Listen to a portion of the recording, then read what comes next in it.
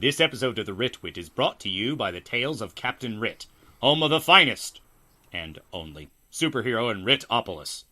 For more details about this quarterly serial drama, tune in to the nearest old-timey radio and take a listen for yourself.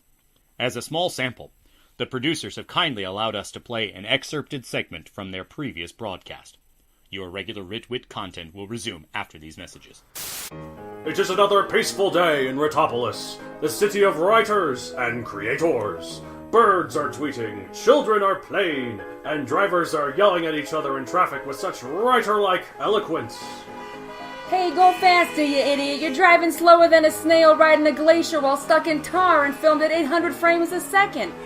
Move your minivan, you moronic maggot with a mind mucked with manure! Your miserable mammoth gluteus maximus must make your measly mother want to meet her maker! Yes, it was such a nice day in Writopolis. But what's this? A monster rising from the ground under the street? Oh no, it's the Thesaurus Rex. Bellow! Reverberate! As the mighty beast rampages in the city, more trouble is afoot in the alleyways. Ah, it's me, the plagiarizer! I'll take that! Oh no, he stole my story idea! Someone stop him! This is my story idea now, and I'll be the one who gets credit for it! No, you won't get away with this! And most horrifyingly of all, a sorcerer of excessive wording is casting spells on the poor writers in the suburbs. It is I, myself, and me. The purple proser has arrived on the scene, clad in luxurious lavender coated with frills made of ground compressed amethyst. As I hover methodically with arms held out and cape flowing behind, and as I stare determinedly at my victims' humble households with my luminous orbs of sight, I cast my cantation of horrific, terrible, horrendous, excessive wordiness upon my unknowing and innocent targets.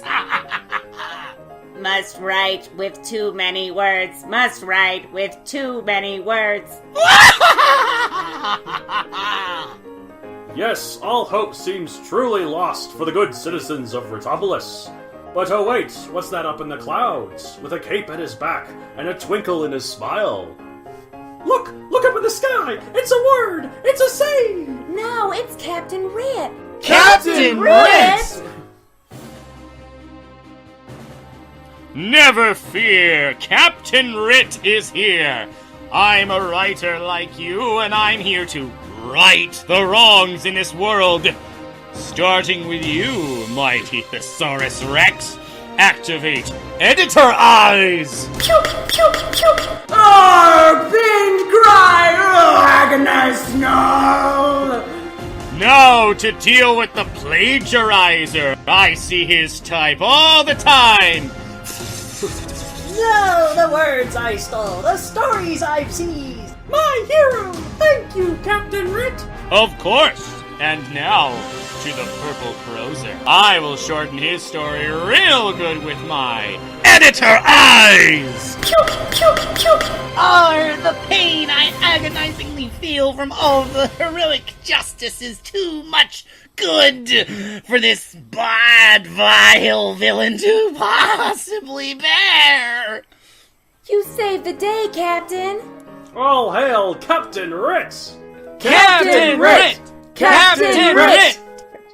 Thank you, good citizens. As a fellow writer, I'm happy to lend my assistance.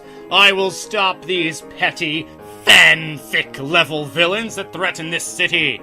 Just like reading a good book, they'll keep coming back for more. We're not worried, Captain. You'll stop them. Indeed I will. Now good day, citizens. I will see you all in the sequel. Captain Writ, the superhero that is mightier than the sword. Here is adventures in our quarterly serial. That's once every 3 months, by the way, in case you weren't sure. Yeah, that was fun, wasn't it? Okay. Well done, sir. Well, thank you, I try. Welcome, fellow nerds, to another episode of the Writ, the show where writing comes first. Or maybe dumb jokes come first. So writing comes second. No, wait, lack of research comes second. So writing comes third, or maybe... Whatever! The podcast is about writing and a bunch of other things. Wait, isn't it writing? Damn it. It is about writing. And as you guys, listeners, can tell from both the skit and from the laugh that was just there, we have another guest co-host. Please welcome Miss Lexi Ryan. Well, hello. Thank you for having me. No problem. How are you tonight? Oh, I'm great. Excited to be here. Yeah, she's been a big fan of this show. I've shown her quite a bit of it. Oh, yes. Crayon de papier. Crayon de papier. Yeah. Yes, exactly. Oh, well, we're very glad to have you with us tonight, Lexi. Thank you so much for joining the show. Before we get into our topic for the month... Yeah, well, I was actually going to say, yes. I actually remember that I did this for the other guest co-hosts I had. What makes you qualified to be on this podcast? Just out of curiosity. Well, one, yes, I'm your friend. That's and we're pals. That's true. So that's we why. are pals. But two... But this podcast is about writing, Yes. lady. And Yes, it's it about is. pals. You're my best Yeah. pal. Well, okay, but that's merely a secondary consideration. I was actually after all. talking about Lexi. I'm sorry, Matt. David. well, I am Well, not surprised. we both have, I mean, you obviously to a different level than me, both have had interest in writing and writing Oh yeah. for quite a long while. We met in a mythology course Yes. in college, Yes. and ever since then have stayed in touch. And Oh, yeah. I love all things nerdy and writing and film and TV and all things gloriously nerdy. She went to all the Hobbit movie premieres with elf ears, an Oh, elf yes. costume, and a real bow. Yes, I do have an elvish longbow. That sounds like a fun time waiting to happen. Yes, so of course my longbow is what qualifies me. I thought it was the ears, Your but longbow okay. qualifies you to be a ritter. So I'm curious, do you have like formal archery training, or is it simply a prop? It is fully functional. Not that I'm good at it. Could hit the target, probably. If it's a big one, maybe. Yeah, it could like hit the target. Am I going to get the dead center? Absolutely not. But am I having fun doing it? Yes. Yes, indeed. All right. That's all. That's the Hey. important thing, isn't it? Nothing wrong with that in life at all, is there? Yeah. All right. So, anyway. Well, the reason we brought Lexi onto the show today is to talk about a topic that is near and dear to, well, frankly, all of our hearts, but in particular to our guest co-host. We hinted at it a little bit earlier. Right. But we'll talk about that in a little bit. Before we get to that, let's go through our usual segments, and we'll also ask Lexi for her input, of course. But to do that, let's go first with what will we rip off from this month? What will we rip off on this month? Very good. All right. So, the order we have here, we've never actually done these segments with three people, but since you did the last one, I'll go first, and then you, and then that way, since Lexi can see how we do this, she can go last, so she can... Cool. Get a bit of an example. Yeah. Go for it. Okay, so I recently watched with my mother, she really likes this movie, the 2015 Cinderella movie, the one with Lily James, that's directed by Kenneth Branagh, Kenny B. So I watched this with my parents the other night for the first time. Like I said, my mom really liked it, but I thought it was really good. It's just the standard Cinderella tale. There's no dark twist or anything like the stepsisters were just misunderstood or something like that. It's just basically the original story, but told really well. Like, there's a lot of good stuff to it. The costumes are amazing. The choreography, the dance is amazing. The cinematography, the color design, it's all so really good. Like, that's really good English. I have so really good. I'm an English major, guys. You have such really good grammar. Maybe we need to talk about that sometime. You speak good. I speak real good, bro. Yeah. Anyways. So I'm curious, relative to another movie that took a spin on a classic Disney tale, it's closer to the source than, say, Sydney White is to the source. That wasn't Disney, but yes. No, Snow White is Disney. No, I know, but Sydney White wasn't. But Sydney White was based off... Have you ever seen Sydney White, Lexi? No, but I'm familiar with what it is. That's Yeah. the one with Amanda Bynes. Yeah, Yes. no, I Yep. really like it. When I Yep. showed that to him once. We really Yeah. like it. I thought it was funny how they did the dwarves. They were like the dorks, like sleepy. Yes, I've seen bits and pieces. Okay, sorry, Yep. we're not talking about ripping that off. I just wanted Anyway. to see on the Of course, scale real of quick, I like, wanted to on a mention- scale of 1 to Sydney, it's closer to 1, right? Right. But I think they did Sleepy really clever, like, in that he was an exchange student who just never adjusted to the jet lag. Like, oh, he's jet lag. How long has he been here? About 3 years. Fair enough. Anyways, so what I'm going to rip off from Cinderella 2015 specifically is the use of colors. Okay. You need to elaborate a little bit, I think. What? So, obviously your stories aren't really about similar subject matter, so how would you use color from this lesson you're taking away? well, like, basically, I really like what they did in the colors. So, like, the, there's a lot of themes relayed in a visual manner with it. Like, Cinderella wears a lot of blue, like her famous ballroom dress. Her standard peasant gown is also blue. But because of this, the prince's eyes are exaggeratedly blue. And I think that was on purpose to make it look like he's got eyes on her, sort of thing. And, like, that they're close in some way. And also, like, the evil stepmother wears a lot of darker greens, like, kind of nasty, sort of snake-like greens.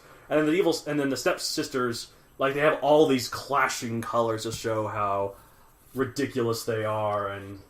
Conflicted they are. Yeah, like, flamboyant, sort of, just all this stuff. But it's all about a theme. Like, it is the obvious ones, blue and green, but also, like, the clashing colors, it all, like, I don't know, it's just, I really like it. Like, I really like the use of colors, and also, like, various scenes throughout the movie, they use, like, colors in great ways. Like, the ball is visually spectacular.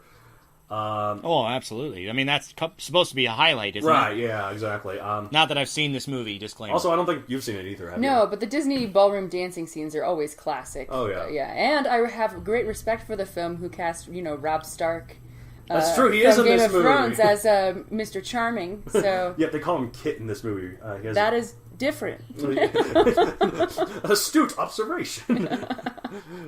It's always weird when you have actors that you get used to seeing in one role and then they're all of a sudden in something else, and it's like, wow, you're not the same character. What in the world? Yeah, same piercing eyes, but different man. Kate Blanchett is the evil stepmother, and I think that's pretty good casting. I think very. So, all right. Do you have something personal against yeah, Kate what's going on with Kate Blanchett there? Why are you laughing so hard?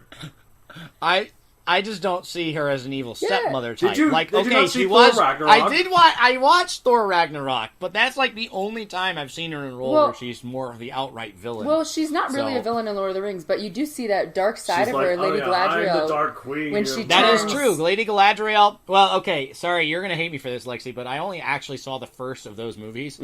I read the books. Yeah. My God. Oh no. Yeah, All right, as I said, this she's is an gonna hate audio me for it. format. But You guys anyway, gotta see Lexi storming out the door right now. No. Slam!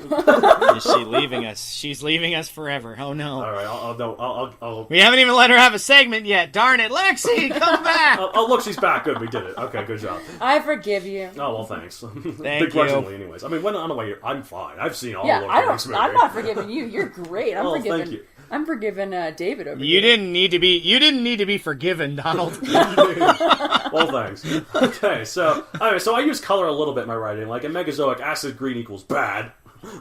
But, like, all the time. Wow. I could definitely learn to be more So subtle original. with it, I think. And I know that writing isn't a visual medium, so it's going to be difficult, but describing colors is really good even in books. Yeah, so. that is something that's really hard to balance, I think, because obviously if it's something you're reading, you see it in your head, but you don't necessarily see the same thing as somebody else. Right. Whereas a visual medium, you can kind of control that message, and so how you use that is really a tough or tall task. What am I mixing my metaphors for? It is a tall order, a tough task. There we go. Anyway. Yes, indeed. All right, so that's what I've got. What do you got? All right. Well, you might have noticed, listeners, that it's been quite a while since we recorded our last one, so I managed to watch a decent amount of stuff. So I read a book series as a kid that was by an intriguing author that had a really intriguing sense of humor and loved using big words and also like simultaneously describing them, explaining them, like the Purple defining Proser. them. Not the Purple Proser, but for those of you who don't know what I'm talking about, it is called A Series of Unfortunate Events, and there is a Netflix exclusive show that came out. Oh, that's what that is. Yeah, I was wondering if you would. I didn't Yeah, we figure that just out. chatted about this about half an hour ago. Yeah, we did. Anyway, I did that on purpose. But anyways, the thing that I want to rip off from this, especially as somebody who does tend to write lyrics more than I write, long story form stuff because it takes a lot less time, is that the theme song of every episode is slightly different. Really? Okay, I say every episode, but it's like every episode arc. So in the series, there are 13 books, and in the Netflix show, they use so far, I haven't seen the entire thing, but they've adapted one book for 2 episodes. Really? And so that 2-episode span, there's an insert in the theme song that includes a topical verse. Interesting. So that part's always, consistent to the story, the particular episode, but it's not the same between episodes. Which is really fascinating to me. I think so. I have to keep an eye out for that because I've watched that show. Yeah. Especially because they always have to find ways to they always have to find ways to rhyme everything too, and some of them are genius and some of them are less so. But anyway, that's one thing. I read this book I read it a while ago, but I'm finally using it. There is a series of books by the author Clive Cussler. Right, yes, Sahara. Talking about Dirk Pitt stuff. Well, that's Dirk Pitt, yes. But this is actually a separate series. Whoa, he does other things? That's cool. Yes. The more you know. Anyway. Knowing's half the battle. Fair enough. So, it's about this ship called the Oregon, and the series is called, I believe, the Oregon Files, and one of the books in that series, called Golden Buddha, I was reading through, and I was fascinated by the character interactions on the Oregon. Okay. Basically, these characters all have certain specialties, but because they do some kind of, more espionage-type government-assigned missions, they end up doing quite a lot of things where they have to basically cross-pollinate disciplines. And so, there was one scene where they asked the guy who's known for this one thing to are you trained in this other thing? Can you do that for us? And he was like, yeah, sure. I like that. But what would happen if he didn't, Right. That's and so, yeah, particularly like the roles, how somebody is the guy, but they have a backup plan because they're so few in number. Right. I'm using that to inform. Go ahead. I was going to say, I need to do some of that myself. Like in my books, the Psi Squad / Beta Squad, they all kind of have their own roles, and they kind of stick to them, no matter what. I think I was going to have one joke. I planned it in the second book where they end up switching weapons just because they could, and then, first what happens is that one of them ended up using Zach's bazooka, and Zach's like, well, that's my weapon, I'm supposed to use that. And they're like, well, why, who said that you're the only one allowed to do it? And so they end up just trading them. But I couldn't fit it in, so eventually it would just go nuts. Well, and the ironic part is that probably anybody would be better than Zach at firing a bazooka, but... yeah, probably. But, he's the Beta Squad, he must be... Anyways! Yes, go on. I'm using it to inform some of the secondary characters in one of my current main projects called Pulsar. Right. Of course, I've talked about that before. I will give a little bit more of an elevator pitch for Lexi's sake later when we talk about what we've writ. Yeah, okay. Yes, please. Well, I'm not done yet, so give me a minute. No, I know you're not. I'm not. Actually, more than a minute. But anyway, so inform some secondary characters and how they operate in Pulsar. Okay, so other things. You got a lot, man. I know. So stop interrupting me, please. All right. Zip. So there is. Oh, actually, no, I'm sorry. Jeez. I'm sorry. I swear that's it.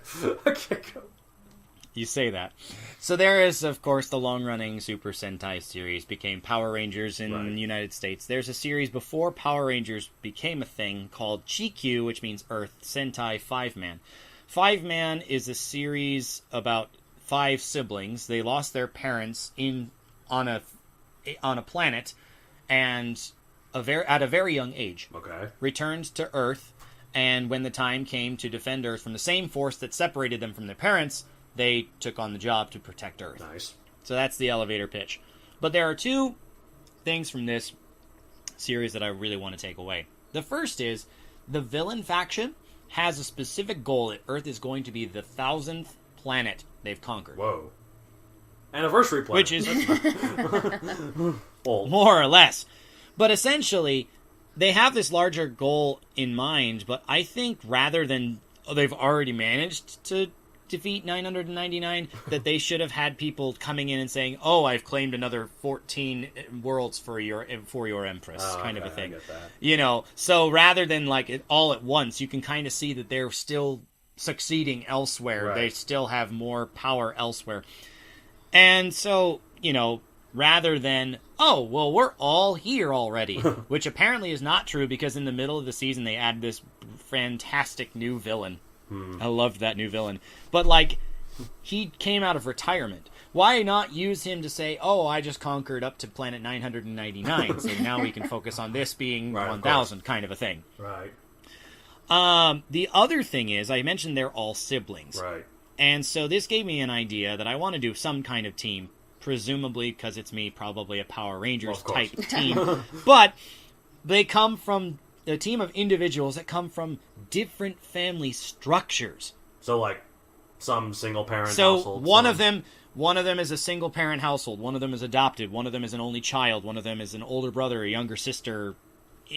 Informed their relationship that way. And so you get a lot of, how would you understand what I'm feeling moments to mine for personal drama and also kind of show them bonding as they become a family. Of course. Kind of a thing. That sounds neat. Which I don't know how far that will go, but I've only come up with... Yeah, no, I think that's you're exactly relatable and cool, yeah. But that's the thing, because not everybody you meet has the exact same family structure as you. So, Donald, for example, 3 sisters, you're the only boy in the family, and you happen to be the youngest child. Mm-hmm. But if you look at me, I have one older brother, and we were the only 2 biological siblings, and then we adopted 3. Right. So now I'm the middle child. So, it's a completely different lifestyle. Oh, yeah. And somebody who doesn't really live in that scenario can't understand all of the problems that come with it. Oh, of course. I have no idea. There is one good thing about doing a family thing. Sorry to take it back a little further than I wanted to. But That's fine. I don't care. The oldest brother was still a child, but he was, of course, the oldest. And so he has the most memories of his mother and father. Right. And he feels that he doesn't want to burden his younger siblings with this because it would be unfair. Right. That they would, they would regret him bringing it up because they don't have anything to compare to. And so he kind of suffers that in silence. I get you. That's It even gets to a point in the show where he's literally keeping a secret from them, and that's literally the place where he goes to unwind and ask them for advice, even though they can't really respond to him, and where he does something that he needs to do because nobody can understand how he feels as the oldest. Right. And so that was kind of the moment that I'm like, wow, that's really neat. They used that. But I hate that they're all siblings. Well, of course. I get you. It's like the Ninja Turtles. They're all siblings when they all have different Wait, names. they Exactly. are? Yeah, they're all brothers. Oh. Yep. Okay, I knew that. The more you No, know. I'm going to slam the door and leave. How dare you? Wait, we need our co-host. Anyway, Okay, fine. Here I am. Sorry, I last forgive one. You. I forgive you, Lexi. Okay, good. Now the trifecta's complete. Now I have Good. position to offend Matt Seifert. Oh, jeez. Well, if I leave, you're screwed. I'm in another country. Anyway. That's true. Okay, So anyway, there's a series called Seoul Brain. I won't give the whole title. The elevator pitch is it is part of a series reflecting on police force, kind of in a tokusatsu model. in someone's And brain, these guys, like Inside Out. no. May I Well, ask the what that name- means, and for some of the listeners who don't know what that means, what is a tokusatsu? It's like a Power Ranger Tokusatsu. sort of I series. now understand. Thank you. Yes. Well, that was a fantastic short definition. But Thank anyway, Power Rangers esque. the very short definition is tokusatsu literally means special effects. It's a special type of filming. So, for example... Oh, okay. Well, I had a succinct explanation, but you're going to go... For example, the show Arrow would be considered, in Japan, a tokusatsu show. Really? Okay. Now, it does not limit to superheroes. Of course. But, and so, in fact, a lot of films that are made in the States would be considered tokusatsu because they simply use special filming, Okay. whether they are actually heroes or not. I tend to watch more of the ones that are, have hero characters to course. follow and follow for, All right, so tell us about And so Soul this Brain. group- Yes. This group was created within the police force to, handle harder crimes. And usually there's some fire that they have to put on their protective armor for, or else, it wouldn't really be, in that respect, a transforming hero show. Right. However, in Soul Brain, they use an old character from the previous show, the one that actually was published before this, in a very surprising way. If you're going to do that, it only works if you have a legitimate reason for changing that person. Okay. I'm putting air quotes around changing because to the main characters of Soul Brain, they don't understand why this character is motivated to do the things he does. Right. When it's explained, it makes complete sense, and he hasn't changed. But in that moment when the viewer who might be familiar with his character sees that, holy crap, it's shocking. Sounds fun. It's like, wow, did he just, like, randomly alter his entire personality within the time he hasn't been on screen? I mean, sometimes people well, people do change. You're right. But it shows that, he didn't change. The circumstance was such that they didn't know why, but he had a perfectly legitimate reason for it. And so you've got to have that. Of course. That was a heck of an arc to watch. I can imagine. Sorry, I've taken forever. But that's what I'm going to rip off from this month. But the bit of a book presumably more into the future. That's okay. Presumably more into the future. It is. So now it's our guest host turn. Hello, Lexi. Well, hello. Welcome back. Well, so I wrote on the sheet one thing, but I had one other thing. Is that okay? Of course, absolutely. Okay. What are you going to rip off, Lexi? Well, there is a show that is very near and dear to my heart that was unfortunately canceled in like 2007 or 2008 called Pushing Daisies. I think it was, it's wonderful. I think I've heard of it too. Way before its time. But essentially, in a nutshell, it's just this man who's kind of a loner who is born with the gift to bring people back from the dead, but only for 60 seconds because otherwise someone else will have to die. It's kind of the whole balance of life and death. So he gets into the crime business, and he is working with a detective to solve people's murders by waking them up, asking them who killed them, and putting them back to sleep. And the dialogue that is used in the show is just so unlike anything that you see. When you read words on a page, they're definitely sometimes adapted when they're turned into a script. For something a little more realistic with how we talk. Right. But that is not how this show works. It's filled with similes and metaphors and alliteration. Nice. And it's just clever and it's stuff. Just very beautifully written. And in terms of color, like you were talking about, it's just so they've cranked up the saturation. I think I remember seeing that in the promos. Yeah, it's visually stunning as well. And there's a love story in it, of course, which is great for someone like me who's a bit of a hopeless romantic. Oh, that's sweet. So I think if I would rip off writing a show, I'd love to rip off the crafting of the dialogue because it's just so unique. And going back to the dialogue, on the other side of it, there was a movie that came out in 2015 called Jupiter Ascending. Oh yes, I heard about this. Now, this movie visually again was absolutely stunning, but dialogue-wise is what killed it. It was just I create life. Yeah, it was. And I destroy. And it has Mila Kunis, Channing Tatum, and Eddie Redmayne, who at the time was being nominated for an Academy or winning an Academy Award. So it's a great cast, but I think the plot points in that movie are just really interesting, and I don't know if spoilers. Sean Bean killed the dinosaurs. I heard. Oh yeah, Sean Bean's in it. Well, he killed the dinosaurs. Well, if we're gonna do spoiler alert, then we got to have a fun spoiler alert tag for Jupiter Ascending. No one gives a crap. It was kind of a horrible film. I'll be honest, but there was parts of it that if it was done correctly. Those parts, like for instance, I mean, can I go into the spoiler? And if you don't like it, cut it out. Sure, go ahead. Just so the bad spoilers guys, for Jupiter Ascending, guys. if you care, that super popular film that won 17 Academy Awards. This cult classic here.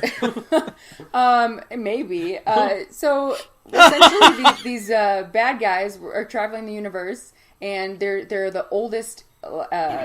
Beings in this galaxy or the universe, I can't remember, and they stay so young because they bathe themselves in this gooey liquid. Ugh. And then they're like, "This touch our skin, it's so soft, and look, I'm actually 1400 years old." And then you find out halfway through the film, wow, I'd kill to look that good. Oh yeah, they're going to planets and harvesting the essence of humans, and that is what they're bathing themselves in. So it's basically they're murdering millions of people to stay young. And I thought that, though super sinister, is a really interesting plot point. That sounds like a plot straight out of anime. Jesus. Yeah. So I thought, that really hit the mark. And I'll have to be honest, Channing Tatum's eyeliner was also a nice sight to see as Although, well didn't he have as a wolf lady. ears? Whoa! Didn't he have wolf ears? He had some canine teeth, some pointed ears, which I'm also partial to. So I was into that part of the film as well. But in terms of the story itself, it was a great story. Just could have been executed a lot better. So that's what I would rip off. So who do you blame for that? Because obviously you said the cast was kind of star-studded, right? Yeah. So you blame the writers? Yeah, and it's Sean Bean, as you said. Yeah. Nice little cameo from him. Yeah.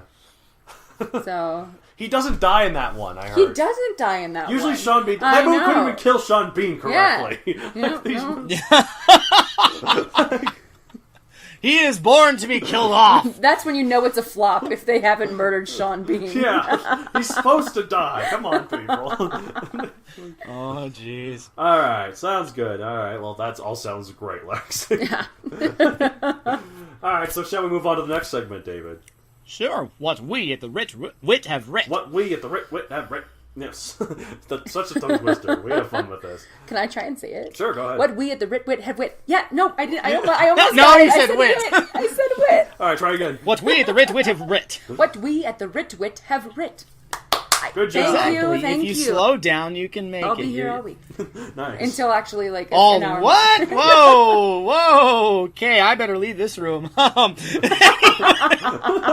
Wait, okay, moving on. Donald, what have you writ? I mean, obviously, Since last time. so I'm still publishing the third Megazoic book, should be out in October. I'm working more on the fourth one. Don't really want to get into any of it because, spoilers, all that. Spoilers! Yep. But what I'll say real quick, I do have an idea for my book that I might write after Megazoic, like my next sort of big project sort of thing. Ooh. Oh. Yeah, so after this little dinosaur laser fairy tale of mine is finally freaking finished, so Alliteration, check. finally freaking finished, finally, frick. I don't know. Alright, moving on. Okay, this will be a fantasy series. I'm probably gonna call it Tristellar or something, like Tristellar Areum. That'd be cool. It's a magic medieval setting, but it takes place in a star system with 3 suns, and they're magical, and they emit the magic that, like, it's holy magic. And humans use it. They can attach it to. They can perform spells with it. It has there's like their mana pool, I guess, attach it to machines. But they also use it for space travel. Even though these are medieval style kingdoms, they can travel from world to world across this solar system. There's actually plenty of habitable. I was just going to throw something out there Yeah. because, I don't know if you consider this idea or not. If it's a sun, right? It's 3, It's yes. it's coalesced magic so powerful that it emits light. What would happen if somebody, used that? What if there was a certain limit to kinds of spells you could cast with that magic? I'm assuming there's not infinite. Otherwise, everyone would be all powerful. No, no, I'm not referring to the amount.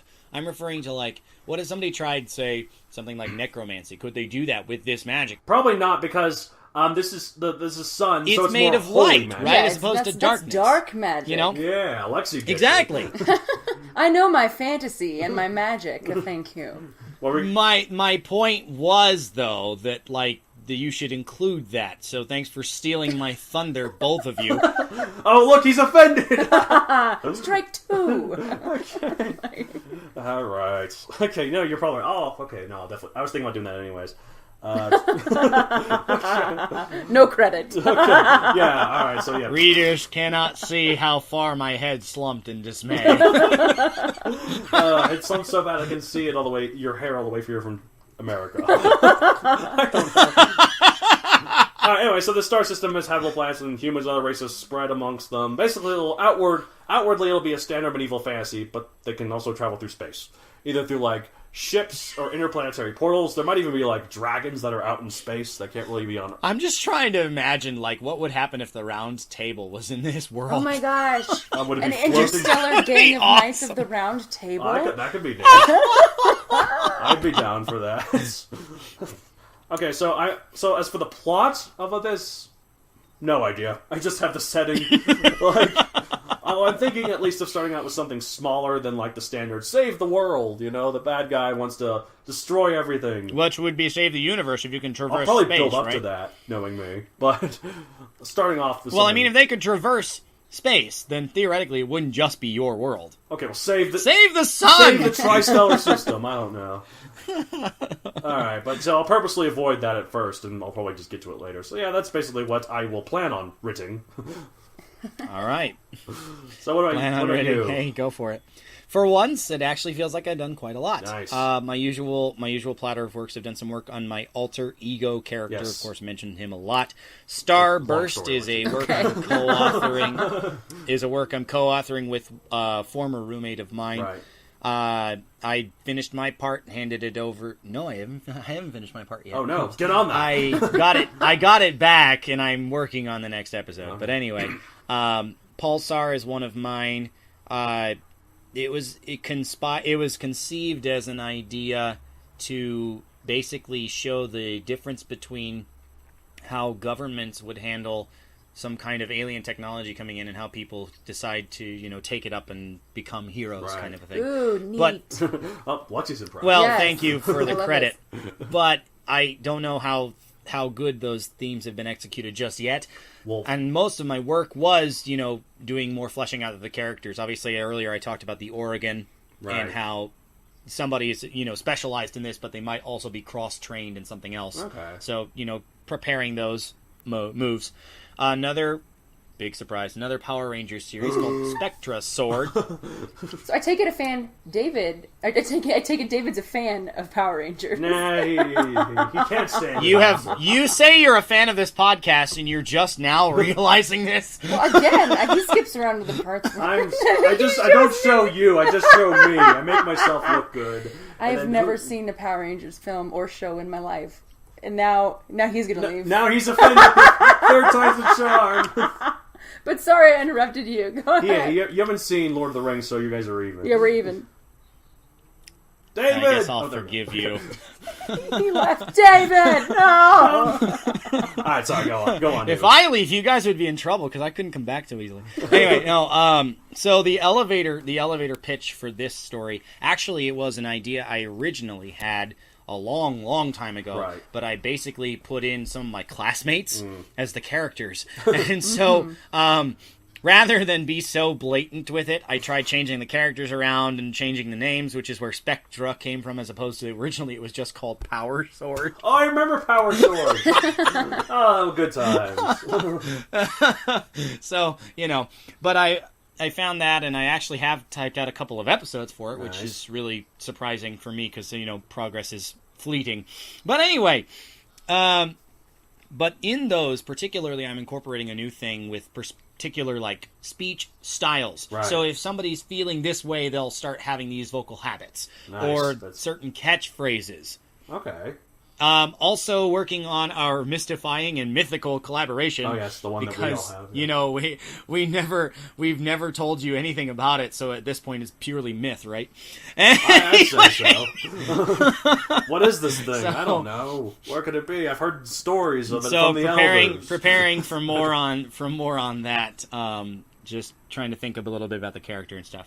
Also, kind of inspired by our poetry episode, also kind of inspired by spiders. Ugh. I saw this particularly intriguing web.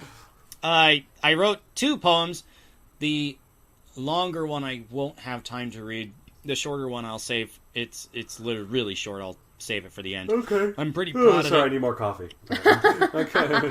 Your stuff is fascinating. Are we boring you? I'm too... I don't know.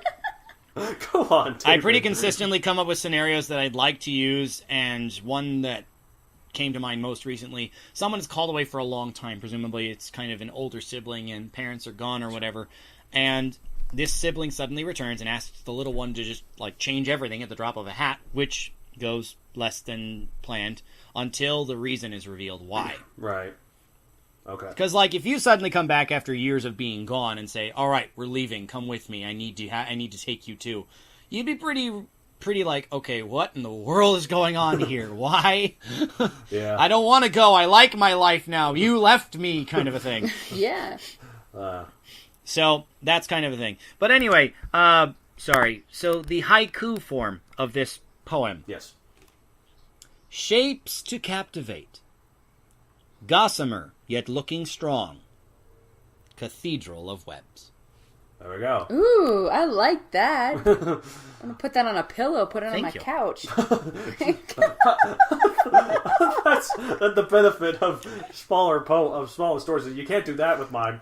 Yeah, you could crochet that on a nice throw pillow. That'd be nice. Yeah. Well, I was admittedly less listening and more just counting to make sure the syllables, The syllables were right. You're just making sure. I checked the syllables. God dang you, it's a haiku. I know, 575. I'm like, is that 5? Yeah, is that 7? 5? Is that? There's something about haikus that are just mysterious. Thanks for paying attention. No, actually, you should have seen. Did you, Lexi? Did you hear the episode where we converted to knitting? It was a joke, an April Fool's Day joke. We would call it the nitwit for a bit. I feel like I did hear something about this. Yes, yes. That would be perfect for. That would be perfect. What for we at the crocheting nitwit have this knit new in the haiku. future will be that. I knit a haiku. Anyway.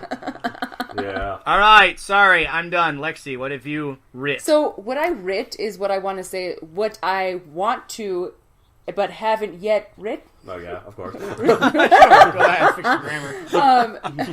Your It's grammar is mostly on up in point my for sure. brain. Yes, of course. I've recently been really into Dungeons and Dragons Nice. over the past year, especially with Stranger Things becoming more popular, getting really into it, and Yeah. really seeing the appeal in writing something where you're not only creating a world where you're reading a story and getting immersed in that way, but actually choosing the destiny, or the not the destination, the fate. I mean, to some of it's chance, but Right. you're actually playing this and experiencing it, and you don't know what happens next, and you can't flip forward to the end. And I think, I don't know if I want to write it, or I don't know if I think, well, I was said Matt. You can say my name. It's fine. Matt, just as long as you Matt's refer the to... bad word. It might refer to me.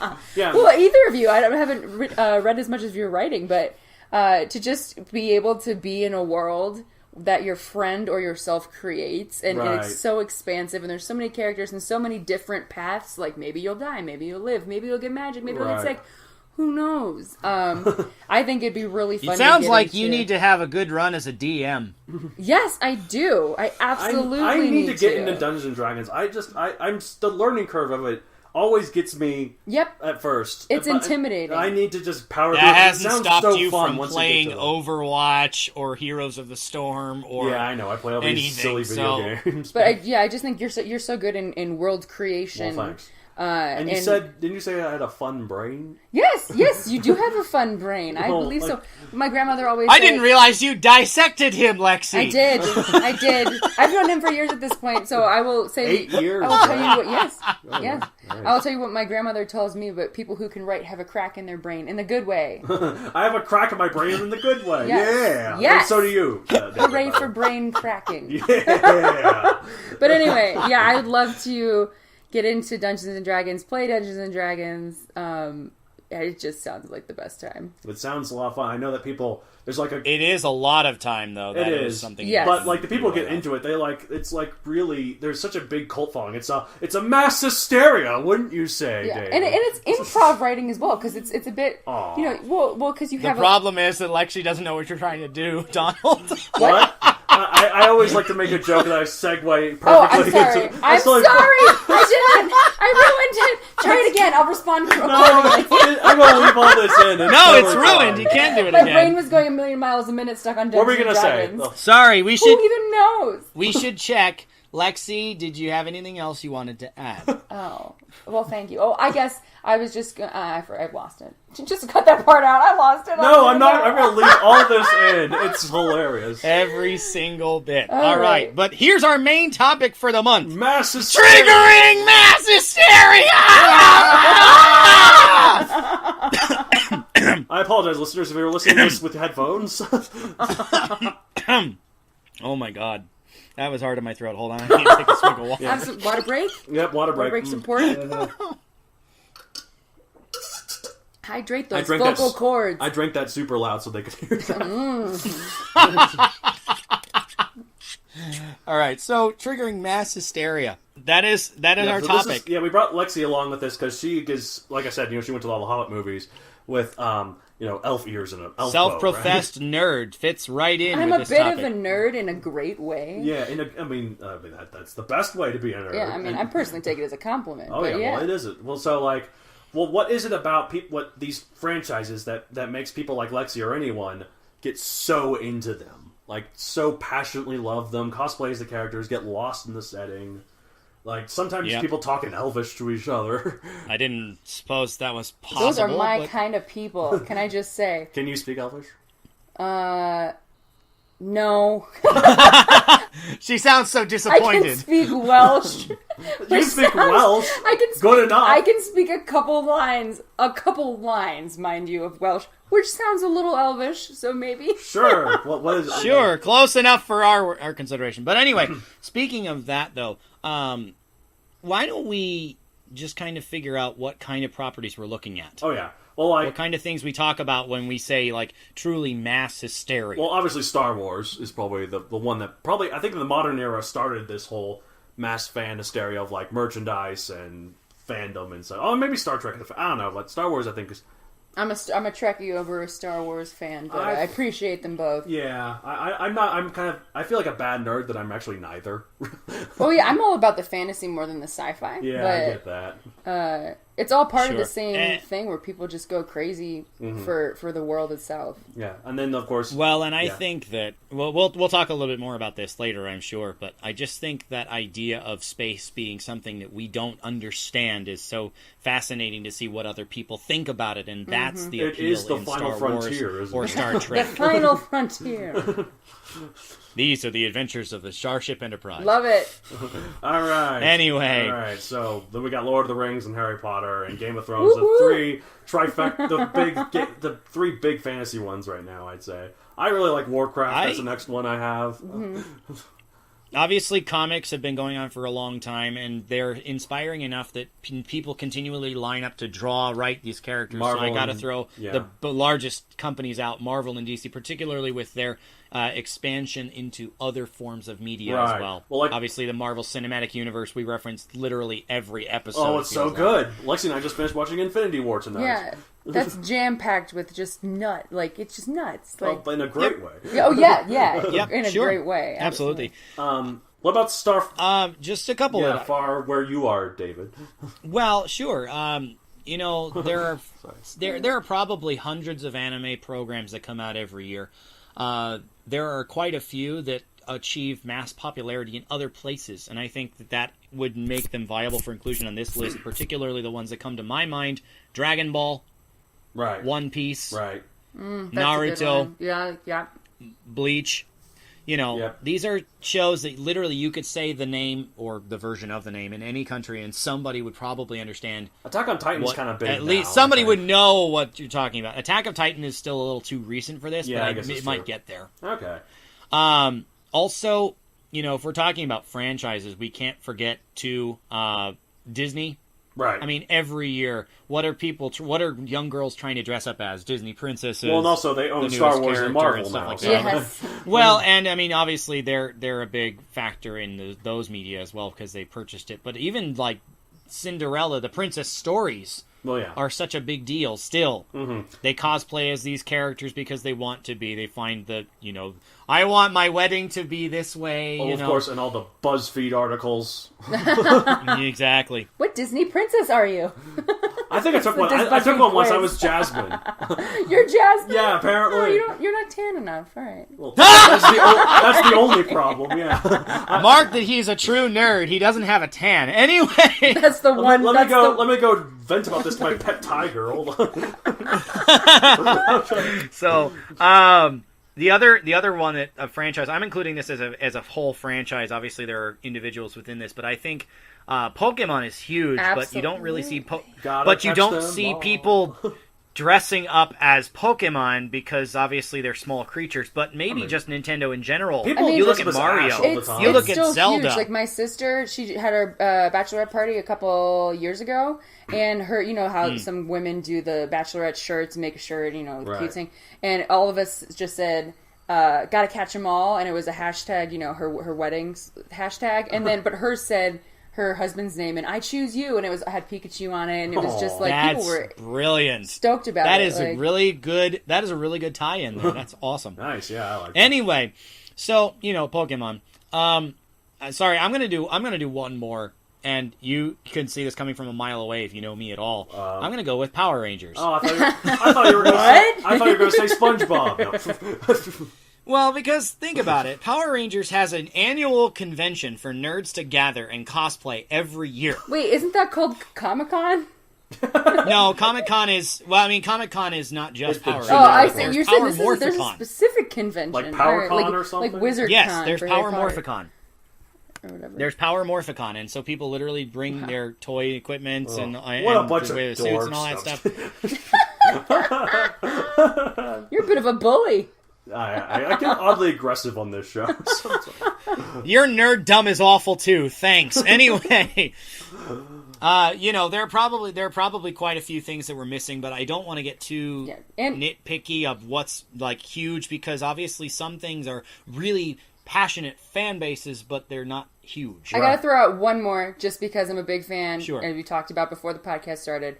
Doctor Who. Yep. It's a huge following, longest All right. running science fiction show in history. I like to piss Whovians off by saying, I love Doctor Who. Which one's your favorite Doctor Who? I think this is my favorite Doctor Who. You hate that. Which It's like one's your nails on a favorite? chalkboard. Okay, Donald. If you are going to say that, then you need to say it correctly. It's not who is your favorite Doctor Who. It's who is your favorite Doctor. Oh yeah, The joke exactly. just went right over your head. Exactly. I was doing that on purpose. It's like when I piss off Legend of Zelda fans. I'm like, look at Zelda go in his green tunic. I love Oh my watching Zelda. gosh. He's another great one. What Yeah, is Zelda. Look at Zelda Zelda, go. and then Oh, you guys look. had Mario. Look and at Luigi Link on there, as she yeah. transforms into Sheik. Anyway, What? Sorry. no, I was gonna say, what was the meme that like how to offend 5 fan bases at once? Oh, those are dumb, huh? They try to- use the Force, Harry, said by picture of Gandalf, said by like Captain Picard or something. Yeah, whatever like that. Ah, that's great. That's okay.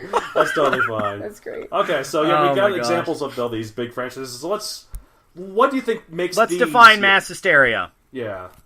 Like, how do you think these define... What defines these as the ones that people go massively hysterical over? Massively. I'm such a real English major guy. Massively hysterical. Massively. Anyway. Thank you, music major.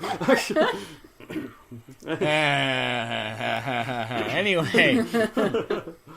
So, Does it have, what kind of effect does it have on the public that make it obvious it has reached this ultimate level of, crazy fandom popularity? So I think that, like, if at nerd conventions like Comic-Con and such, people dress up like these characters. I mean, obviously everyone, like, people can dress up obscure stuff, but then the average schmuck who's like, sees this can know who they're supposed to be.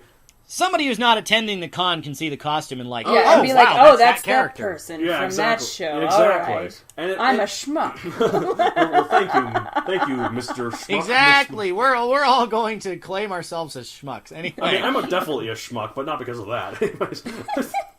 Okay, so, if it's difficult to escape its influence, like through merchandise and other quoting its lines, like, see, I'm not really, like I said, I'm not really into either Star Wars or Star Trek that much. But when The Force Awakens come out, I could not escape Star Wars, and by God, I tried. Yeah, there's no way. Yeah. Fair enough. Fair enough. So yeah, and then also, I think if your grandmother has heard of it. Yeah.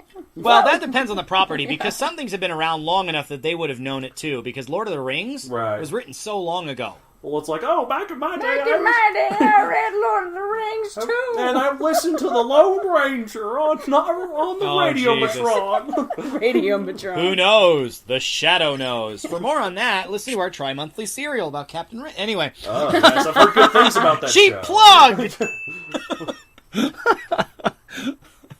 Anyway, since you stole my thunder about lines, Donald, I'm going to go looking at plot points. Okay, you do that. If you can't trip over basically any online news source reporting on this phenomenon without, like, passionate comments both ways, how, oh, this is stupid, or, oh, this is, like, the best thing to ever happen, the property hasn't made it that point. Right. Obviously, this category is quite subjective. I mean, hysteria in general, because you can be really passionate, but the fan base might not be huge, and so it's not really mass, right? Mm-hmm. Yep. So how about when subjective greatness turns into generally accepted worth? Right.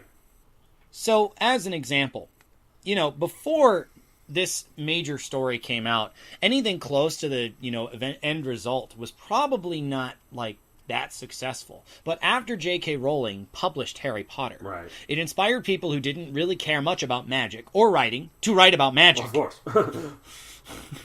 You know, this one's a little closer to my heart too.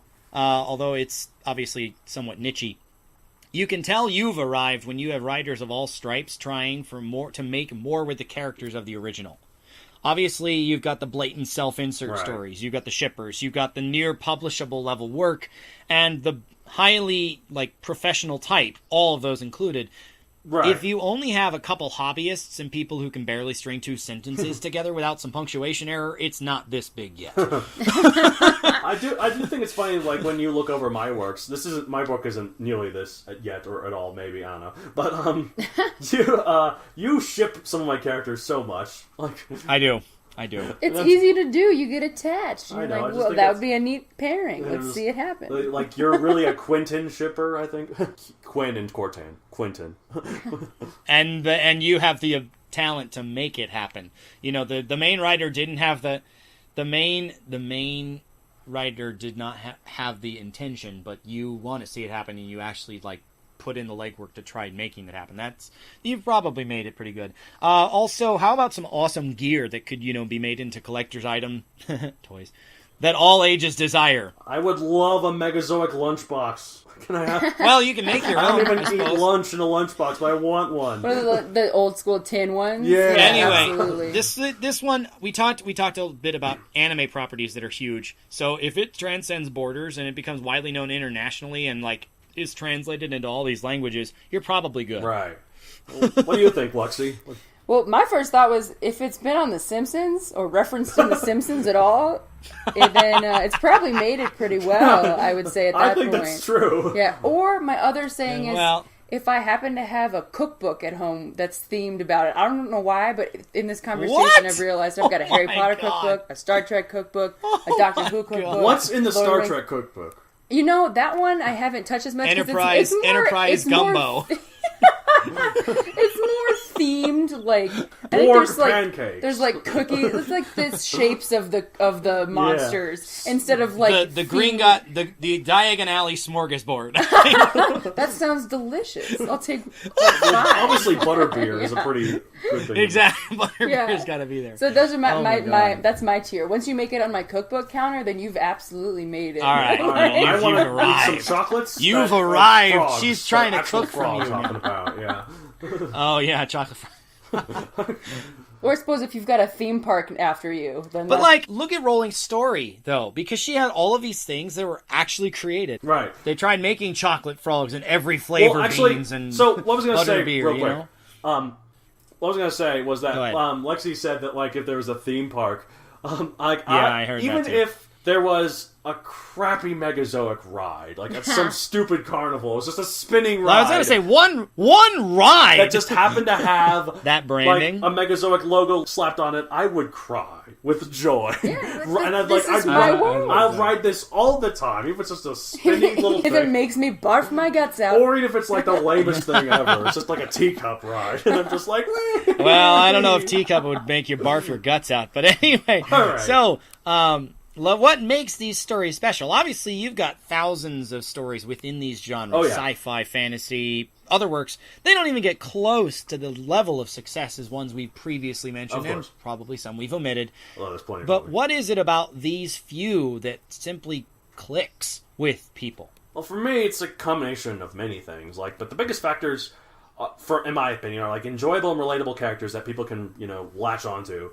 And an intriguing yet functional world. By functional, I mean one with clear rules that makes it not too confusing, or maybe if the rules aren't there, that it makes you wonder rather than ooh, how did this work? How did this work? But not in this doesn't make any sense kind of confusing sort of way.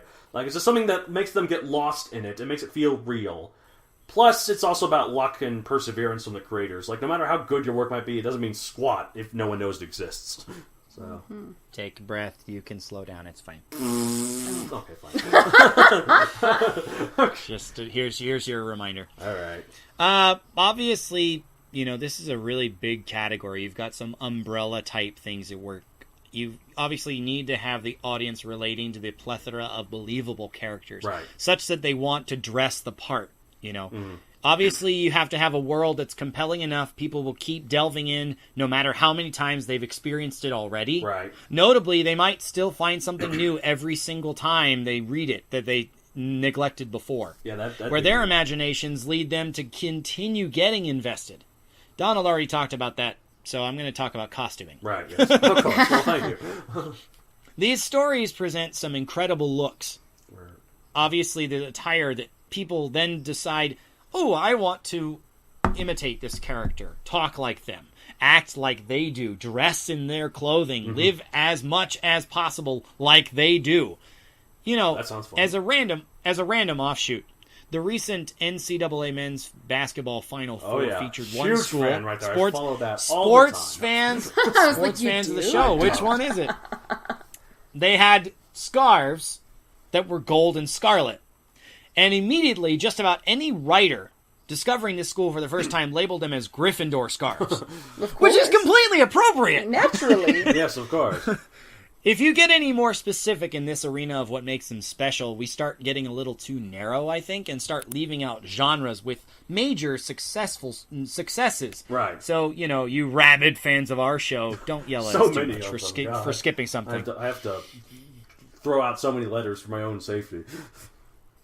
Exactly. I don't know anyway, what that means, actually. That's what I'm thinking makes them special, aside from what Donald already said. But how about you, Lexi? What makes them special in your mind? I think what you guys both said just about relating is a huge, thing that is really important when you're looking for a story that's really you're going to connect with, is relating to the character. But for me, at the same time, is having a world so different and yet you still can relate. Yeah. So you have that escapism at the same time you can feel like it's relating to your own world and your own story, where at the same time it's helping, some writing, probably gives many people goosebumps just because of how far out in your mind you get with it. Yeah. And to be able to have that, I think is what drives people. And I think that, like, what I was thinking of is, do you ever hear about people getting their fortune told, or like when you open a fortune cookie and it's some really broad, wise statement? And you think, those blanket statements that could apply to anyone. that you find in yourself. You're like, oh, this is talking about this thing that happened to me yesterday, or beware of strangers. Yes, yeah, exactly. I should beware of strangers. Yes, exactly. Well, I feel like when reading a book, it's sometimes like that, being able to have that mass appeal where people can nitpick things that they find that they relate to, and be like, this nugget of wisdom that Harry learned, in the Harry Potter series, is something that I am going through in my own life when I dealt with this situation. So I think that really helps with all of it. Yeah. And then just having fun little quirks, I think, is really just puts the icing on the cake. Like, I'll go back to Doctor Who, like the fact that all the doctors, although they're the same person, have just this little different thing about them, whether if it's a weird scarf or one of them walks around holding a stick of celery, which is weird as hell, but like very endearing, or one that like loves and obsessed with this type of British cookie. Like it's all very bizarre, and just kind of creates it even more real and makes fans go crazy. I definitely like quirks. I'd say, like my characters love quirks. I'm gonna hijack this just a bit because we haven't really talked about representation yet. Okay. We talked about characters that are relatable. But Lexi talked about how Harry Potter inspires her, but Harry is not really that much like Lexi. Hey, I don't know about that. We're the same person, man. Did you not see this scar on top of Lexi's head? Ow, it's burning. Obviously male to female. You're a wizard, Lexi. No, actually, she'd be a witch. But anyway. And a thumping good one at that. What were you saying? The point being that, we're seeing this happen in movies more. Look at the success of Black Panther. Right. There are a couple of movies that are coming out this summer or early fall that are focused on Asian culture. Crazy rich Asians. Mm-hmm. That's supposed to be very good. Yeah, I want to go see that. And this idea that, they need to see somebody who's like them in these media. Right. And if you have that, then they will gravitate so quickly to that character. I personally I'm not, like, I'm trying to figure out a way to say this that's nice. Okay. Put it this way. For the LGBT community, for decades, they didn't really have a character that they could truly relate to. No, not at all. You're absolutely right. And now we're seeing creators who are, or even some that aren't, putting these characters in, and you see now how inspiring those characters become to the people that finally get someone who resembles them. Absolutely. Sneak peek. On the page, on the screen. And so that is currently a big factor in something that's like going to become huge. Sneak peek. In the third Megazoic, a character is revealed to be gay. So, and not in like a way that's like too in your face about it. It's just like, yeah, this is the way it is, and everyone's like, cool, moving on. Yeah, I think like talking about like just like civil issues or social issues or moving forward as a people in terms of our progress, right, and with our rights. Like even the fact, I'm going to bring it back to Doctor Who again, but the newest Doctor Who is a woman, right? Like even that is in itself something that's making fans. I mean, it's upsetting some people, but encouraging others. But Doctor Who, right? But it's these younger women and girls that are like, oh my god, I love this, and finally, this is amazing. Finally, my doctor. Oh, I finally found a favorite doctor. Yes. You know? Well, like, oh man, like, in terms of like relatability, in terms of like what these characters are. Well, I guess I'm screwed. I write about dinosaurs. But that's when it becomes about personality. About personality, right? Exactly, and they've and got certain all their... like aspects of characters. Obviously, these characters are original creations. Right. You hope. Well, I don't. That means that they should be. Yeah, that means that they should be different. They won't be a carbon copy of you. They might be incredibly similar, but they won't be exact. But you can see, oh, I see my kindness in this person. Right. Yeah, oh, I see my humor in this person. But my favorite character is somebody else. Right. You know, that kind of thing can happen only if you have a wide range of characters that represent different things.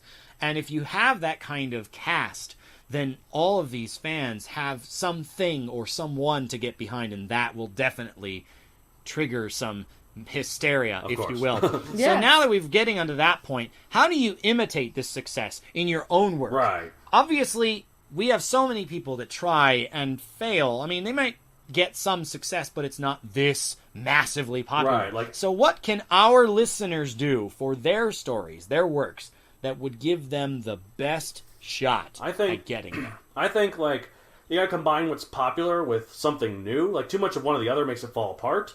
If you're just copying particular works to the letter, you're not really creating anything interesting. You're just copying stuff, and it becomes hollow and lifeless, which people can sense. But if it's also it's entirely new, like something that's just so out there, but like and not relatable at all, it'll draw people away, you know. And some cliches they won't find anything to watch or pay attention to because it's so different, right? Now I don't know if this is like meant for mainstream audiences, but there was this one book called Flatland. It was a mathematical fantasy. It was about shapes. Weird. Does that sound relatable to you What guys? is Fantasy. Did you make this up just now? No, This is blowing my mind. It's Mr. Square, who was in a 2D world, and he went to a 3D world. He fell in love with a sphere.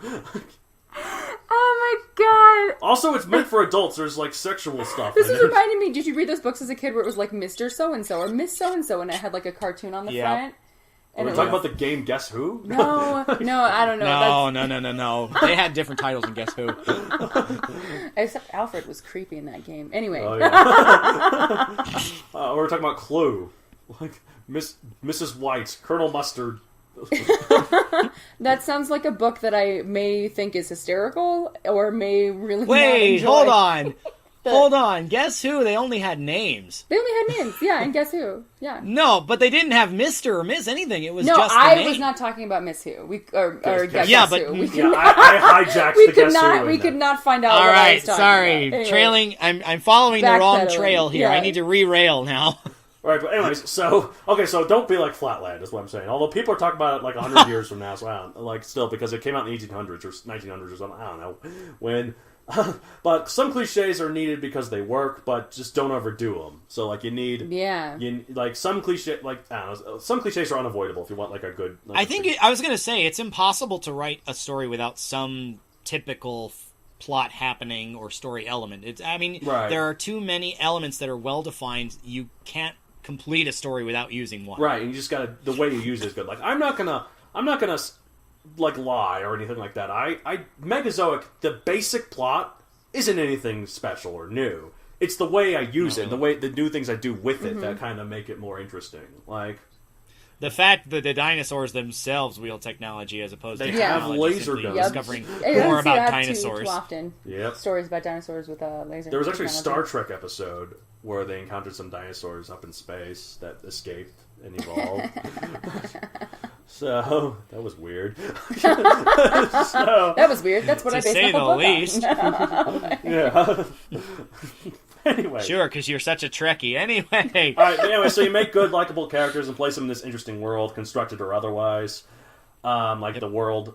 Lastly, make it genuine. That's why I think the big thing. People will really love a work if it's clear. The creator also loves it. Like an example of this, I think, is like in the recent trend of trying to make cinematic universes in movies and always failing, except for Marvel. But Marvel loves Marvel, and they try to make. You can tell they love what they're doing, and they get these directors and writers that also love Marvel and love doing this. But like conversely, that Tom Cruise The Mummy was just some executive being like, This is a money Don't opportunity, even let's get do me it. started on Tom Cruise The Mummy. Brendan Okay, well, let's Fraser. not talk about Tom Cruise franchises at all because Mission Impossible's out right now. But anyway. Brendan Fraser Mummy's the only one I need. Brendan Fraser for life, man. Yep, he's actually All right, back so- into acting now.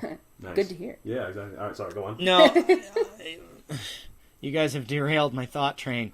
No, I was going to say, not to take away from the distinguished competition, but, it's not like, when do you consider it a failure as opposed to simply a setback? It's not like DC's, completely scrapping their No, plan. I know. DC's chugging along, and the Godzilla So, King Kong thing's obviously, still going. well, that's also got some involvement from Japan, where Godzilla is freaking, Godzilla would be at the top of this list if this was a completely Japanese language podcast. But it's not as popular in the States for reasons that I don't quite understand, I suppose. Well, and again, we talked about if you get too narrow, you have big hits, but it's not really massively popular. Here's the problem with the Godzilla in particular. Godzilla was designed as an allegory to talk about what could happen if we continue polluting the world or continue Well, and also, fighting it was an nuclear allegory war. to the nuclear bomb that went off only 10 years The nuclear earlier. war, which I just said, and you didn't even bother hearing, thanks. The Skype. Skype did it. Blame Skype. So anyway, but because that allegory means so much to the Japanese people, it catches on like wildfire here. But in the States, that emotional impact is not nearly as strong. Right. Yeah, it doesn't not mean something, but it's not nearly as impactful. And so I think that's part I just of the reason see why a it giant hasn't dinosaur caught with on. laser breath, and I'm like, yeah, I'm there. Laser breath? It's got atomic breath. It's like How does it kiss? it does. But you've never really seen Godzilla films at all, so what are you talking about? Anyway, Well, I saw the new one. He you saw the new one. and there's another one Anyway. coming out next year, and I'm gonna want to watch that. He's got to fight King suppose Kong you a did year watch Now after. I'm just Pacific thinking about how Rim. Godzilla kisses. So, Because of the atomic breath. because of the atomic breath with the laser. Just breathe through your nose, and then you're good. So it's basically the equivalent of a dinosaur Eskimo kiss, and that's about all. That's about it. Well, also, Puberty is really hard on them. I mean, in some of the older Godzilla movies, he does have a son, so clearly it's possible. And the female mate, yeah. Okay. Anyways. Imitating this success. Well, How many times have we on the podcast stressed writing to tell your story? right. We talk about these things where, if you're writing, it's because you want to do it, not to please the people who are reading it. I mean, hopefully they enjoy it, but in the end, it's something you do because it's a labor of love for you. Right. And This means dedication to making a layered world that people will enjoy peeling away the layers as they dive further in. Right. That means pouring your soul into the work. The characters that you create grow within you and around you, and they reward you for all that passionate time you put in. Right. We talked about who's in your corner to start, as your fans. For more on that, please listen to episode 6 of the Writ, which was feedback, or episode 3, which was continuing stories. Obviously, you need some good PR to start the cultural wildfire. Right. But if it's not a work you're proud of, you won't find an audience and drum up such massive passion for it. Right. So the biggest piece of advice I can give you, rather than dressing up someone else's characters, create your own from the inside out. Of course. And if you happen to hit some familiar story beats, or maybe teach lessons through your characters that are somewhat old hat, you'll find an audience astonished by the power of your creativity, the passion that you put in. Right. Remember, the next great story of the world stays in your head unless you let it out for the rest of the world to see. It sounds like one of those fortune cookies that Lexi was talking about. Yeah, except for a lot better than the ones I'm talking about. Right, yeah. More delicious. More delicious. Well, fortune cookies are quite good. Yeah, like sometimes I eat the fortune cookies without even bothering to read the fortune. You eat the fortune? Well, I mean, I was about to say eat the fortune.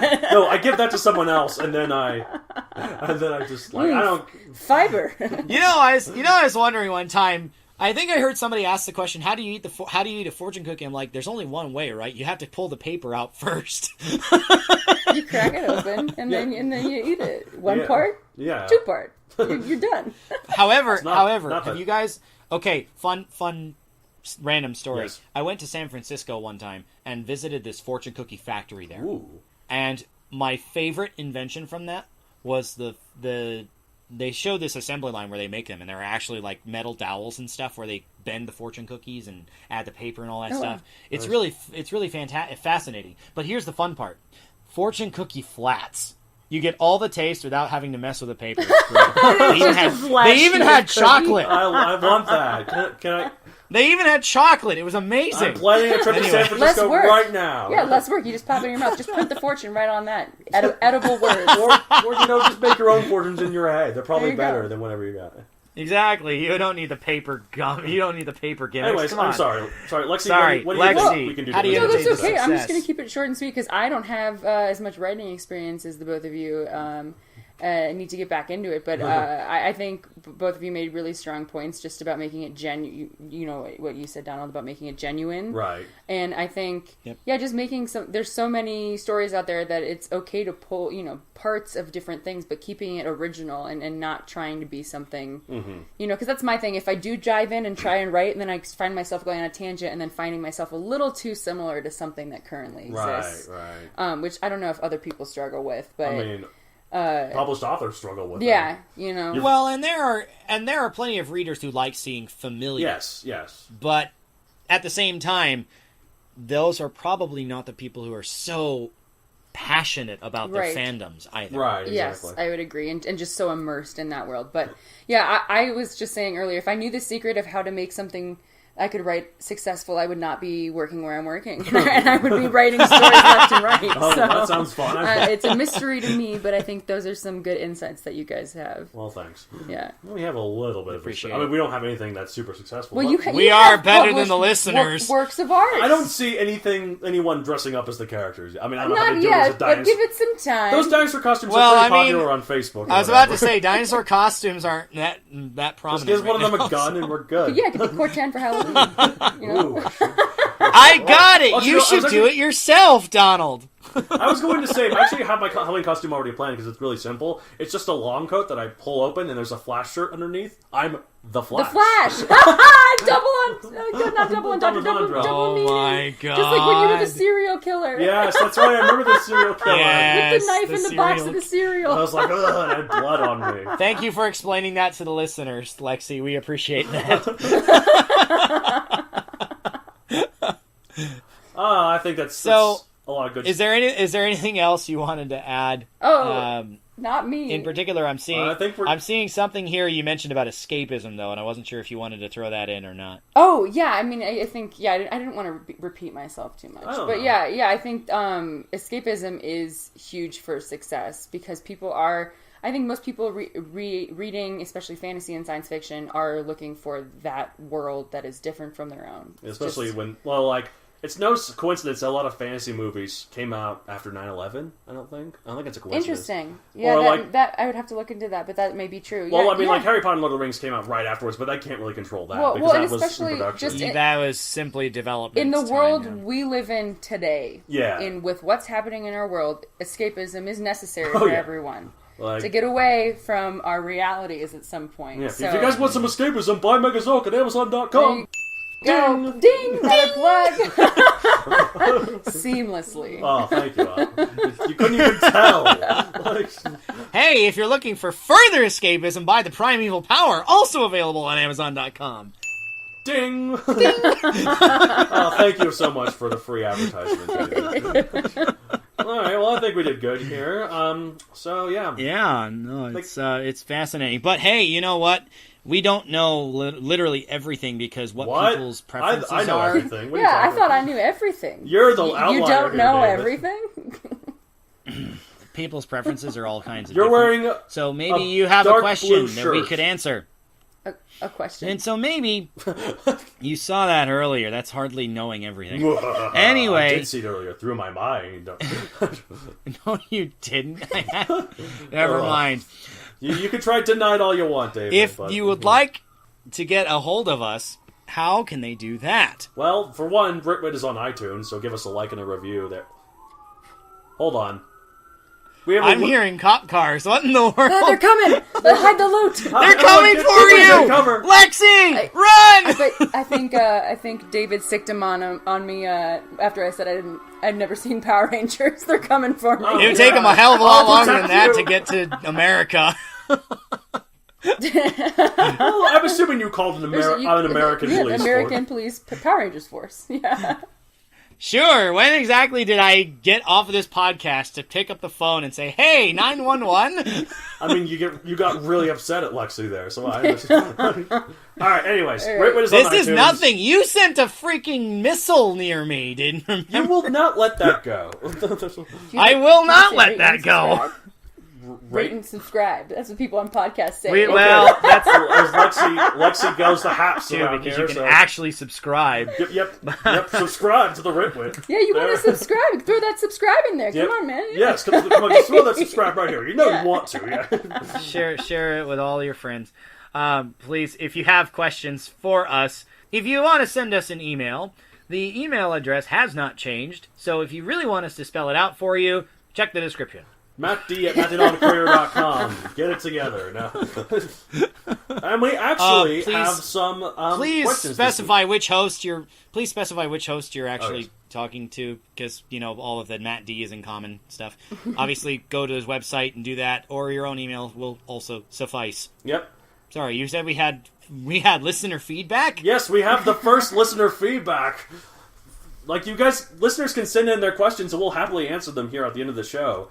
If you'd like us to share them, we will definitely read them aloud as well. Oh, we got another please siren. Let us know. We really pissed someone off. Yeah. This time it's for you, Donald. Anyway. Hold on. I actually can't hear it. I actually can't hear it at all. Okay, well, that's fine. If they can hear it, actually, it's kind of... We're listening for. Okay, this is from Ray, who's hopefully not in that fire truck or whatever out there. Hope not. Jeez, morbid. Hope you're listening, Ray. Thanks for your support. Alright, so he asks us, where do we get our ideas for our podcast episodes? He really likes the show, and he wants to know where we get that kind of stuff. So, well, thank you, Ray. Appreciate the email, Ray. The answer to that is we've been no really idea. lucky. They just pop in there. We've been really lucky so far. We keep coming up with random stuff, and hopefully it sticks. We do have a kind of no. thing where, like, okay, this one we talked about characters. This one we kind of talked about the process. This one we kind of talked about the plot type of story or whatever. This one... A little behind the scenes look, we do have a list of future episode ideas that we freely add to. Sometimes we talk about things and just, spitball and start growing from there. Like, for example, I threw out this title to Donald yesterday, Get Your Greek On! Yeah, yeah, I thought that was fun. We might do that. This reminds me of, I was in Greek life. That reminds me of Greek life. Is it a party? Is it a party? That'd be pretty good. Okay, so here's one that I literally came up with before we started recording, and I haven't shared this with Donald or anybody yet. I just thought of one, and I'm curious to see what Donald thinks about this, but I'm just going to throw out the title. Okay. Why So Tense? Why so tense? Are you talking about, like, past tense, present tense? And I like Is that really, like, a whole hour and a half episode for that, though? I don't know, but the title was great. Well, if it so, comes We out- could talk this about is time traveling stuff. We could. Yeah. Oh my That God! was a bit of a- Let's not open the can of worms too soon here. We have to do more talking about it. But this is basically our process. If these we make these episodes, we should pull the foghorn for it, don't you think, David? Yes, absolutely. Let's pull the foghorn. Do you have a sound effect that we you edit put in in the there? foghorn, yeah. Okay, For a future I was like, you're just going to do this with your arm? No. Well, I do that sometimes with my arm just for fun. No, I did on this side. I pulled it, but anyway, sorry. All right, so, yep. Well, future stuff coming out. Brrr. Anyway. Yeah. Oh, also, please, Ray, if you have any ideas for us, if you want to share something that we might have more experience on, please let us know. Yeah, and we'd love to make an episode out of it. If you have an episode or something we want to talk about, send us an email at MatthewDonaldCareer.com. So, well, Matt D at MatthewDonaldCareer. Yes, of course. Also, sorry, you said you had another question? We do. Anne asks us, how do we stay focused during our writing sessions? Well, let me tell you, it's difficult when I work at. There's always. Well, I guess it depends on your environment. I'm sorry. It's difficult when I work at my famous coffee shop. Artisan hipster coffee. Yeah, it's like. Oh my god! The finest roasted beans this side of the Mississippi. Oh yeah, you should work for our advertising agency, Lexi. we could use someone like you. See, I don't know what focus is. We're losing focus all the time here. What is focus? That's fine. It took us so long to get going with the podcast in the first place. So many technical difficulties. Okay. I'm amazed it worked out. It's okay. Well, hey, I'm just glad we're able to do it. Yeah. But anyway, staying focused, I think for different writers it's a little different process, but I think the biggest thing to take away is minimize your distractions. Yeah. If you're sitting in a place where you have the internet and the vast amount of resources at your disposal, you're probably not really focused on writing so much. Well, like, if you have a computer where you play video games all the time and you try and write on that, you're more likely to give up after a while. Like, I have and go to the game. Right, I have a hardcore gaming rig over here, and like I cannot write on that computer, the hardcore gaming rig I have. So I actually have this laptop that is it's not really good, but it can write and go on the internet, and I use that mainly to like look up stuff and such. So that's it. So I take this little laptop and I go over to the famous coffee place that I work at, and I sit down and I write. And I like always get there like an hour and a half before I'm supposed to clock in. That's how I can get my writing done. So for me, I tend to unplug. Like because I have my own router. Right. I live by myself in an apartment, and so it's the only way I can connect to the internet. So what I end up doing is, if I take the laptop somewhere else where I can't plug in my router or connect to the internet, I'm more likely to get writing done. Or even if I'm at home and I have the motivation to do it, I will unplug the router, because that way I'm not tempted to go on the internet unless I need to look something up, and I can just do that with data on my phone and save myself the trouble of, getting distracted. Of course. But that's the thing, though. If you let distractions enter, the quality will suffer. The amount of time you spend writing will go down. Mm-hmm. Also, I have to point this out. Obviously, I'm trained as a musician, and it's a big part of my life. Yeah. So I make a lot of time to, practice compared to writing. So you have to make time for it. Mm-hmm. But what I mean by make time is not simply sit down and hope inspiration comes to you at the drop of a hat. Right. It's have a plan. It's put everything else away so you can focus on what story you're trying to tell. Obviously, some things will enter. And remember your meds if you take meds. That help you focus. That reminds me, I probably should take some right now, shouldn't I? I'm going a wee bit. Anyways, thank you, Ray. Thank you, Anne, for the questions. Yes. If you have any more, please send them our way. Yes, please do. We'll be happy to share those with you. Okay. But as far as following us host-wise on social media sites, obviously Donald over there's got his official Facebook stuff and all that. MatthewDonaldCareer.com. I also got an Instagram at MatthewDonald64. And Lexi, you have an Instagram, right? I do have an Instagram. It's Lexi Tate44. Lexi without an E. Lexi. Nice. So I also have a Twitter. Well, what about Tate, in case somebody wants to spell that wrong? Oh, it's Tate. Tate. No, I thought it was Taint. 44. All right. It was Taint. It was Taint, wasn't it? My middle name is not Taint, sir. I thought it was Trait. It is Tate. Oh, that will never die. Totally. Okay. Tater tot without the R. Okay. So, are there any numbers attached to your Instagram? Right, so my Instagram is at MatthewDonald64, as is my Twitter at MatthewDonald64. Why 64? Why 64?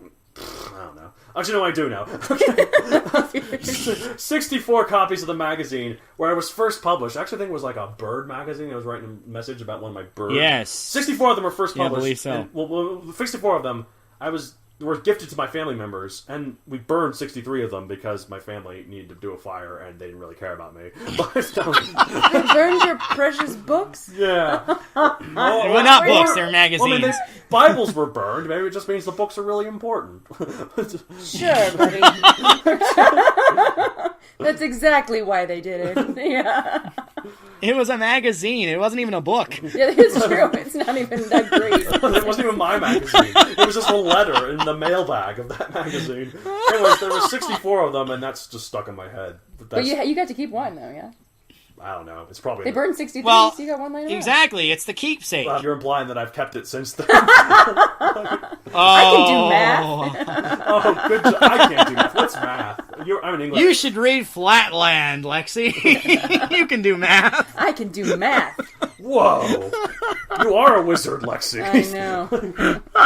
A thumping good one at that.